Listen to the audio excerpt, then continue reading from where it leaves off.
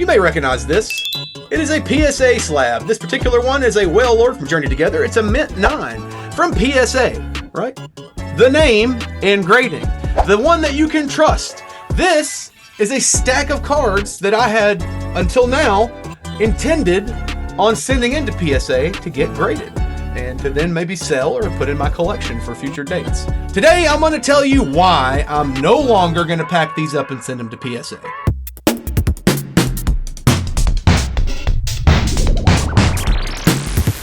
Okay, so let me give you a little context. If you're new here or new to the hobby, PSA is a big grading company. They are arguably the big grading company. They put cards in slabs, seal them up, authenticate them, and then give them a grade based on their condition. There's long since been a debate about the condition, and it's a little subjective, and we can talk about that as well. But I think that maybe you guys know that recently there was a big controversy that PSA got caught with their hand in the cookie jar, it seems like. People everywhere are talking about PSA's consistency, right? It's a huge concern. Collectors are saying cards that should be coming back as PSA 10s keep coming back as PSA 9s with lower or even lower grades than that. The gem rates, which is the percentage of cards that come back as a 10 compared to the overall number graded, has dropped significantly in the year 2025 compared to last year. Now, that alone would be something, maybe a red flag, at least a very bit annoying, right? But here's where it gets crazy. There's been a lot of chatter on the internet, Reddit, Facebook, etc., different forums about PSA allegedly giving cards a lower grade and offering a buyback price at that lower grade to you or whoever submitted the card, right? And then somehow later on, that same card shows up later on eBay or some other resale site, magically a PSA 10. People are claiming that PSA graded a card as a 9, offering to buy it back from a collector at a PSA 9 value, and that same slab is either regraded or relisted later as a PSA 10 with the same certification number. See, that's the key. That's where it gets really crazy and weird. That's the part that has people upset. That you are telling me and maybe showing me a false picture of it being a 9 with this number, and then later down the road, this same card, same number shows up as a PSA 10. That's where it's getting shifty. Now, some people are out here saying that PSA is deliberately doing this. I don't know. I'm just telling you what I'm hearing when I'm reading. It seems sketchy at the least, but it seems like that PSA might be grading them down on purpose at the get, right, to pay you a lesser price, and then they can slap that 10 label on it and get a fat paycheck on eBay. Now, I don't know. Maybe that's what's happening. Maybe it was an honest mistake. What do you think?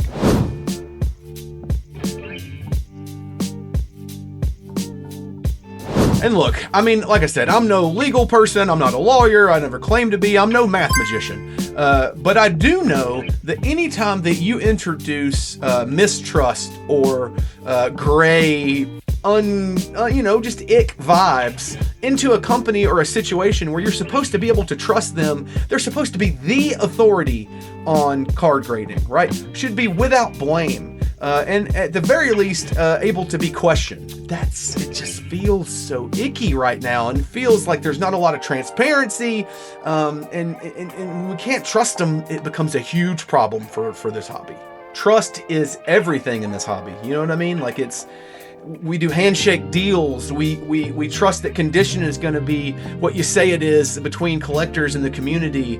You know, I've made deals personally with folks here in my community. They bought cards from me, and then it turns out that card was had a scratch on it, and I trusted that they knew what they were doing, and they trusted that I knew what I was doing, and we went back and I bought the card back from them. And we've had times like that where you have to do things based on trust in order to continue having a working relationship with someone. PSA, it seems like they're not interested.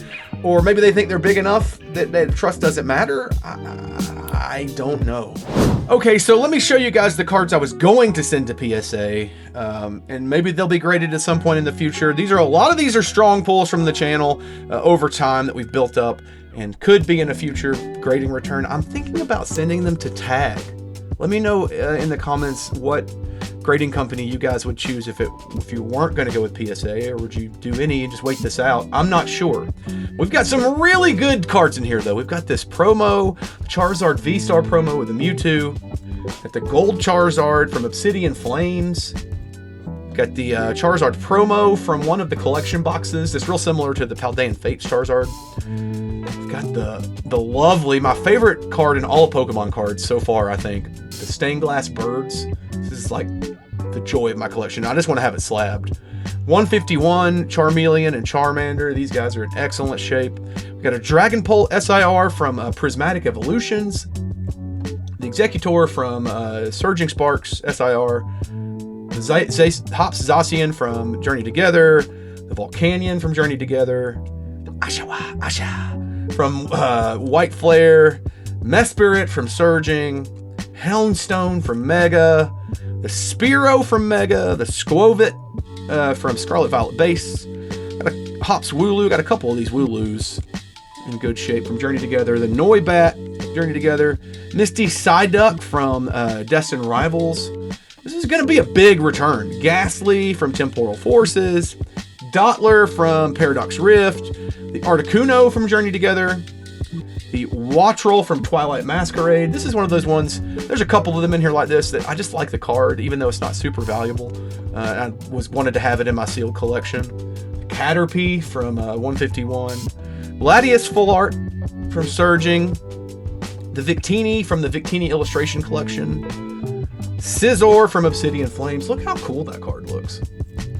Clawitzer from Mega. Magneton promo from Surging Sparks. Pikachu from Lost Origin? Galarian Gallery? I can't remember what set symbol that is. Is that Crown Zenith or Lost Origin? I can't remember. But one of them. A Sword and Shield era Pikachu. Galarian Gallery. Looks awesome. The Jolteon Trainer Gallery. That. The Pokemon Day Eevee. Dugong from Prismatic. Phantasmal Flames. And of course the Meowth. That's right. From Phantasmal. So this was gonna be a meaty order, at least for someone on my level. You know, this is a good amount of cards. Would have been several $100s in grading cost alone. And for whatever reason, now I'm not sending them because I can't trust PSA. And I know there are a lot of other creators right now, and just collectors in general in the hobby, that feel like they can't trust PSA and are holding off. I've seen card shops that are calling off their in-store pickups that PSA hosts. I've seen places that are calling off their submissions altogether. You know, and it's just, there's been so much that's happened in the community in the last year that it's kind of gotten out of hand, and I feel like we got a little shell shock about us too. Anyway, not a super long, in-depth video for this today, but I just really wanted to take a few minutes to share my thoughts on this. I don't know how concerned you guys are about it. Are you guys still sending stuff to PSA? I'm just trying to get a vibe from the community as well, so let me know what you think. Yeah, anyway, thanks for being you. Thanks for watching this and listening to me rant for a few minutes. Not a traditional video that I normally put out on the channel. Okay, well, see you on the next one, I guess. Cheers, everybody. Oh, hey, you're still here. Well, the video's over, but you can check this video out down here that YouTube thinks that you're gonna like. You can also click that little circle over there and drop a subscribe to the channel. I'd really appreciate it. Maybe like the video. Leave us a comment, let me know what you think. Hey, thanks for being you.